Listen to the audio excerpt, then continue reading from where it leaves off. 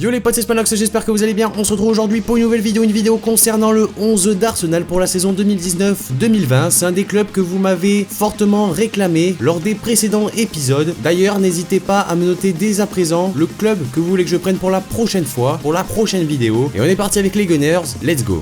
Alors voici le 11 que pourrait aligner Unai Emery la saison prochaine en Première Ligue et dans les différentes compétitions qu'Arsenal jouera. Alors au poste de gardien de but, on aura Bernd Leno. Comme vous le savez, Petr Cech a décidé de quitter Arsenal et d'arrêter tout simplement sa carrière. Une défense assez classique, il n'y aura pas forcément beaucoup de changements. Bellerin, Sokratis, Mustafi et Kolasinac à gauche. Alors c'est vrai qu'on pourrait mettre une alternative avec Nacho Monreal, pourquoi pas. À savoir que j'ai pas mis Laurent Koscielny dans le centre de la défense, puisque c'est vrai que sa situation à Arsenal pour le moment est un petit peu délicate, c'est-à-dire qu'il est pas loin de quitter le club. On parle pourquoi pas d'un retour en France. Des clubs comme Bordeaux ou encore le Stade Rennais seraient en pole position pour l'accueillir, donc ça restera à voir dans les prochains jours. En attendant, il y a des joueurs comme Sokratis, Mustafi, voire même Rob Holding. Au milieu de terrain, un milieu composé de deux joueurs très importants qui sont arrivés la saison dernière. Il s'agit de Matteo Guendouzi et Lucas Torreira. Alors ces deux joueurs qui sont fortement appréciés sur le marché des transferts, mais je pense que Arsenal réussira à les conserver. Surtout Lucas Torreira qui a beaucoup de prétendants. Et vous pouvez voir que sur les ailes, il y a deux nouveaux joueurs. Premièrement, on va commencer par Lucas Vazquez,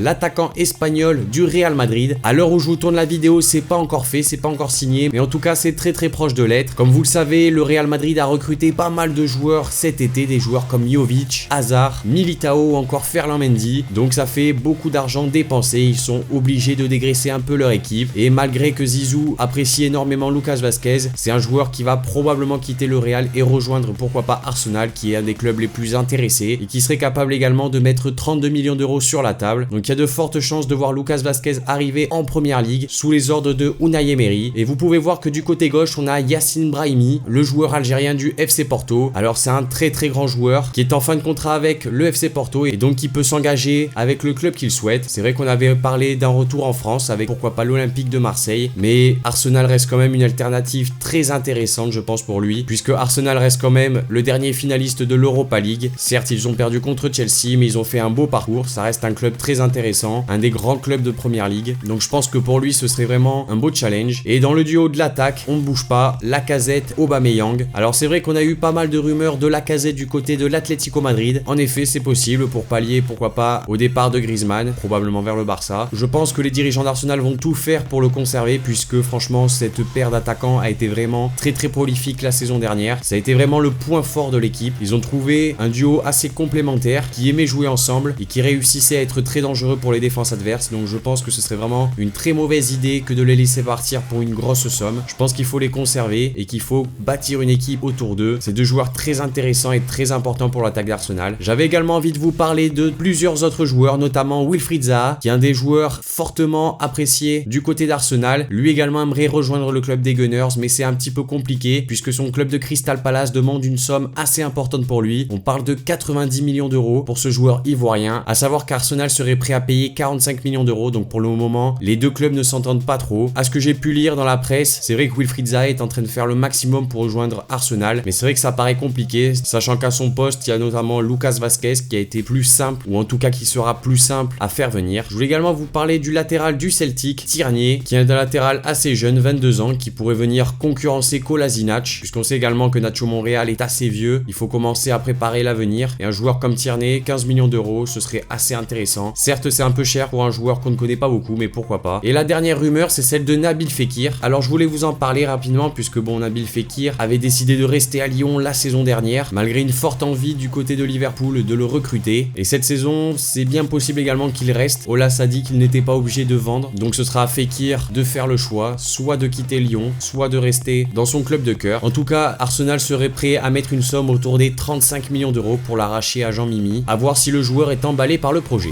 Donc voilà les amis, cette vidéo concernant le 11 incroyable d'Arsenal pour la saison 2019-2020 est maintenant terminée. N'hésitez pas à me dire dans les commentaires ce que vous en avez pensé. Également notez-moi le nom du prochain club dans les commentaires. Lâchez le like si la vidéo vous a plu. Abonnez-vous si c'est pas déjà fait. Et moi je vous dis à la prochaine pour une nouvelle vidéo, c'était Spanox. Allez salut tout le monde.